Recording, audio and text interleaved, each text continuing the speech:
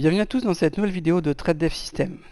Alors aujourd'hui un petit point sur notre algorithme TDS Delta Auto, algorithme donc qui est capable, je vous rappelle, de lire l'order flow, le footprint, les volumes, la microstructure du marché, voilà, et vous donner des signaux très intéressants pour trader sans avoir besoin de lire toutes les bougies, etc.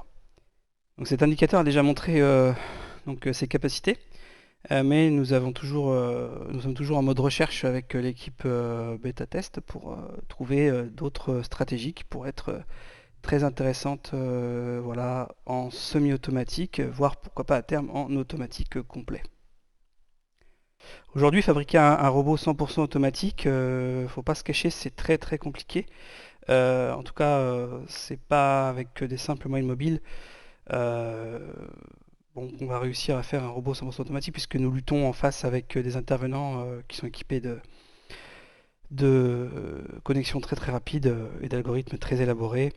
Voilà, il y a des équipes complètes de développement, j'imagine, qui sont derrière et payées à coups de millions de dollars. Mais il y a moyen d'être rentable comme sur les marchés, voilà, en n'étant pas trop gourmand, etc., etc. Donc aujourd'hui d'ailleurs sur mes comptes PA, j'ai fait 150 $ et 117, voilà. Et donc autrement, nous sommes en train, je voulais vous faire part de ce qu'on est en train de rechercher. Donc une façon de trader qui pourrait être intéressante. Puisque c'est un indicateur qu'on peut mettre en fait en mode semi-auto. Donc à gauche ici, je suis donc en bas à gauche, je suis en 8 range. Et à droite, je suis en 4 range. Alors, selon la volatilité, effectivement, ça peut être compliqué, mais en fait, on va pas du tout prendre... on va pas réellement analyser des signaux très puissants sur le 4 range, quoique. Donc je vais vous expliquer un petit peu à quoi on a pensé et je vais vous donner deux exemples. Donc ici, nous avions le marché en fait qui descendait et ici il y avait une zone en fait SO, donc de séquencing order qui avait pris naissance ici et souvent quand ça tombe dedans, ça fait vraiment mouche pour repartir, tout comme les zones d'absorption donc créées par des divergences. Mais là en tout cas nous étions sur un SO et ici nous avions un SOR. Donc soit vous attendez d'avoir un retracement suite à cette bougie, soit il y a une autre façon qui pourrait être sympa de rentrer, c'est d'avoir le 4 range à côté et ne pas s'occuper finalement de la bougie 8 range ici, simplement le prix arrive dedans, donc dans une zone qui a pris naissance dans une 8 range. Et avant que cette bougie se fasse, l'idée c'est de rentrer beaucoup plus court, puisque là la bougie fait 8 range. Donc quand on vient voir sur le 4 range ici, donc là ce que j'ai fait pour l'instant, j'ai reporté la zone, parce que voilà, il n'y a pas de liaison entre les deux, mais en tout cas, j'ai reporté la zone, j'ai refait une zone ici donc sur le 8 range, et donc sur le 4 range, vous avez un report ici avec une simple zone. Et quand on regarde, ici, lorsque vous arriviez ici, au niveau du 4 range, dans la zone, donc en fait, il y a une absorption qui s'est passée, hein, on le voit après quand la 8 range, elle est complètement finie, avec des contre-attaques acheteuses ici, bon. Mais là, en fait, dans le 4 range, vous pouviez avoir un stop relativement court en vous mettant, en enclenchant finalement le robot sur ref bar ici, simplement sur une réversale. Vous pouvez faire le choix aussi de ne rentrer que sur des divergences, etc. Et donc là, vous aviez un signal de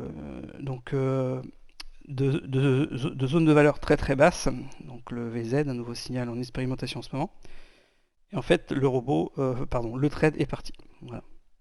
Et rebelote ici, nous avions sur le 8 range une SO, donc une SOR, une zone de sequencing order qui s'était fait. Et plutôt que d'attendre qu'il y ait un retournement d'absorption sur le 8 range, eh bien ici, nous avions ici une divergence donc sur le 4 range. Et alors ça c'est un nouveau signal qui se trace également sur la version qui est en expérimentation en backtest en ce moment. Donc elle sera certainement bientôt mise à jour. Et donc ici, vous pouviez faire partir le trade et voilà, aller trader, pourquoi pas jusqu'au bas du range, mais à la limite, en raisonnant sur de semi-auto, si on a un pourcentage de réussite proche des 80-90%, eh bien il suffit d'avoir finalement un ratio de 1 pour être largement rentable. Et ici, vous aviez 4 ticks avec de l'eau, ça fait quand même 100 $. Moi, c'est ce que j'ai fait aujourd'hui en fait. Bon, pas avec le semi-auto parce que c'est en cours d'expérimentation, donc plutôt sur simulation. Mais en tout cas, en tradant sur mes comptes financiers. Voilà. On se récapitule un petit peu pour ceux qui ont acheté le produit, qui veulent tester éventuellement. Voilà, je mets ça un petit peu en public pour voilà. tout en sachant qu'il n'y a rien dessus, hein, mais en tout cas, ça pourrait être intéressant de pouvoir rentrer éventuellement sur... Vous arrivez sur une zone créée sur le V-Range, donc qui sont souvent assez solides. Évidemment, rien n'est sûr à 100%. Mais après, vous allez avoir un risque limité puisque vous allez avoir un stop très court ici, en retournement du 4 range. Voilà. Donc c'est quelque chose qu'on étudie et pourquoi pas créer une liaison entre le 4 et le 8, mais pour l'instant, il faut d'abord qu'on vérifie si tout ça est intéressant, voilà, est facile à faire, etc. Pour éventuellement le développer. En tout cas, c'est un produit qui est en constante évolution, voilà, selon les retours des backtesters, des clients et ce qui est possible de faire et selon des choix qu'on tranche en fait, parce que bon, le développement c'est quelque chose de très très consommateur de temps, très très chronophage. Donc et là, s'il y a des choix à faire, donc tout le monde ne peut pas venir et dire vas-y, il me faut ça, il me faut ça. Bon, après, on a un service de développement sur mesure chez Trade Dev System, mais là en tout cas, je vous parle d'un produit distribué publiquement un petit peu à tout le monde. Mais bon, j'ai énormément produit de, donc de stratégies, d'indicateurs pour des clients. Donc ceux-là sont leurs propriétés, donc je peux pas les distribuer comme ça. C'est pas possible, ça leur appartient. C'est la charte de développement qu'on a chez TradeDev System. Voilà. Pas de divulgation des stratégies de nos clients. Voilà, donc j'espère que cette petite vidéo de suivi d'information vous aura fait plaisir. Si vous n'y êtes pas, merci de vous abonner, puis mettez un petit pouce, ça fait toujours plaisir.